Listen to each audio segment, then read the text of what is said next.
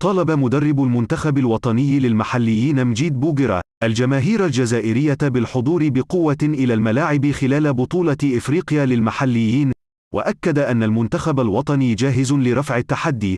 وقال مجيد بوقرة في تصريحات له خلال استضافته يوم الاثنين في كانال الجيري: اللعب في الجزائر وأمام جمهورنا سيحفزنا كثيرا لتحقيق الهدف، والجمهور سيكون له دور كبير في نجاح الشان وتقديم الصورة الحقيقية عن شغف الجماهير الجزائرية بكرة القدم.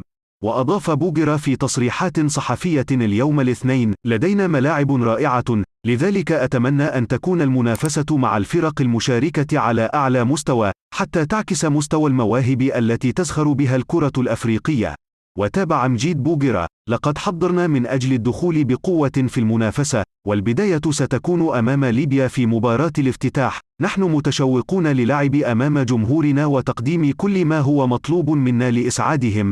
وكشف مجيد بوقرة سهرة الاثنين عن قائمة اللاعبين المعنيين بخوض غمار الشان.